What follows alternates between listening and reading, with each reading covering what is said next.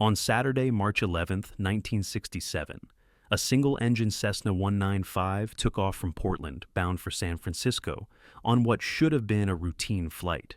Instead, the journey would end in tragedy on a remote mountainside, leading to one of the most prolonged survival ordeals in aviation history, and ultimately changing flight safety regulations forever. Alvin Oyen, 59, was an experienced outdoorsman turned businessman who owned the Clifford Hotel in Portland. He had built a blended family with his wife Phyllis, 44, a Northwestern University nursing graduate, and her 15-year-old daughter Carla. They were flying to San Francisco to visit Alvin's adult son from a previous marriage, Alvin Jr., a Delta Airlines pilot with a rare layover in the city. Alvin Sr. was meticulous about his elegant four-seater Cessna, handling most maintenance himself. He had flown this route many times before and felt confident despite Carla's reluctance. She would have preferred spending the weekend with her boyfriend.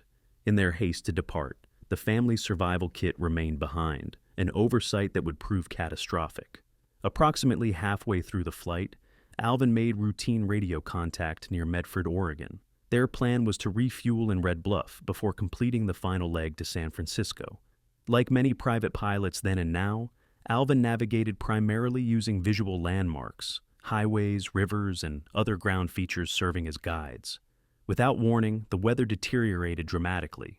The Cessna was enveloped in a whiteout blizzard, creating what pilots fear most: VFR into IMC conditions, visual flight rules into instrument meteorological conditions. Ice accumulated on the wings while strong winds pushed them westward, away from their planned route. With no visual references and only a compass heading, Alvin had no way of knowing they had drifted more than 30 kilometers off course into the Trinity Mountains. When a mountainside suddenly appeared through the storm, he had seconds to react. In a remarkable display of skill, Alvin managed a controlled crash landing that, against overwhelming odds, all three survived. The miracle of their survival was immediately tempered by their injuries and situation. Alvin suffered a broken arm, multiple crushed ribs, spinal pain, and facial lacerations. Phyllis had a broken wrist and ankle, along with hand cuts and possible concussion symptoms. Only Carla emerged relatively unharmed, though badly bruised. Their Cessna lay on its left side with smashed windows and a door that wouldn't close properly. Both radios were destroyed in the impact. Without their survival kit, which contained emergency food, a hunting rifle and flare gun, and trapped in a continuing blizzard, their situation was dire. When the plane failed to arrive at Red Bluff, a massive search operation launched involving the Air Force, Civil Air Patrol, and Oregon Pilots Association.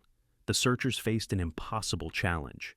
The plane could be anywhere within a potential search area of over 7,000 square kilometers of wilderness, most of it densely forested mountains blanketed by persistent snowfall. Unknown to the rescuers, the plane had crashed on the north face of Bully Choop Mountain, 30 kilometers west of Redding, one of the navigational points to Red Bluff. The white Cessna, increasingly covered by snow, was virtually invisible from the air. The family began rationing their meager supplies: a few sandwiches, 3 jars of jelly, some lemon drops, 2 bags of M&Ms, milk of magnesia tablets, and vitamin pills. They hung clothing over broken windows to create shelter, but the wind made this a constant struggle. In San Francisco, Alvin Jr. learned of his family's disappearance and immediately joined the search effort, drawing on his previous experience with Air Force search and rescue missions. As days passed with no sighting, the family's condition deteriorated in their frozen tomb. 5 days after the crash, with food nearly exhausted, Alvin Sr. felt strong enough to attempt finding help.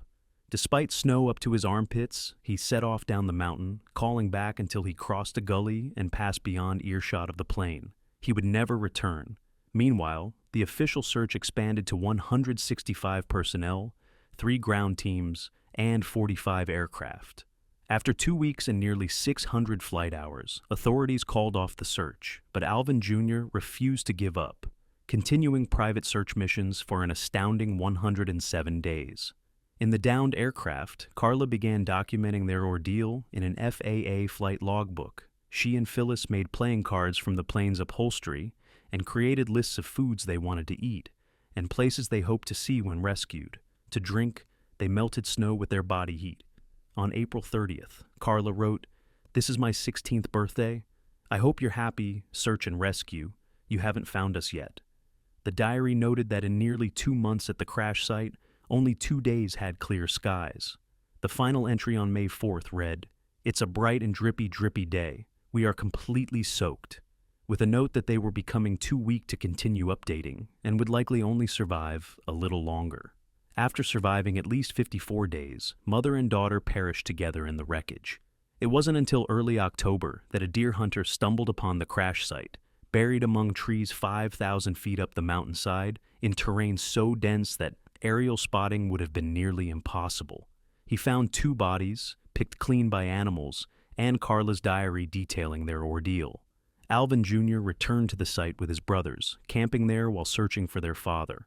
They found nothing and eventually returned to their jobs and families.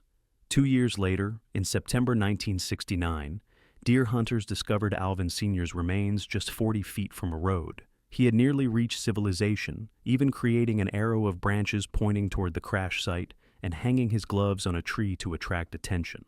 Among his belongings were a hotel pen bearing his name, his glasses, and a camera. He had come within a quarter mile of potential rescue before succumbing to the elements.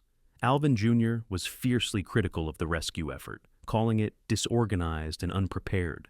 But the most significant outcome came when Colorado Senator Peter Dominick, a former Air Force member, read Carla's published diary.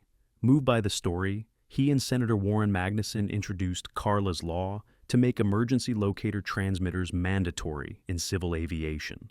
In December 1970, President Nixon signed Federal Aviation Requirement 91.207 into law. 3 years later, emergency beacons became mandatory for all civil aircraft using government-funded airports. Had the Oyen family's plane carried such a beacon, then an optional extra costing $100 to $800, they likely would have been rescued within hours of their crash, merely half a mile from the nearest road.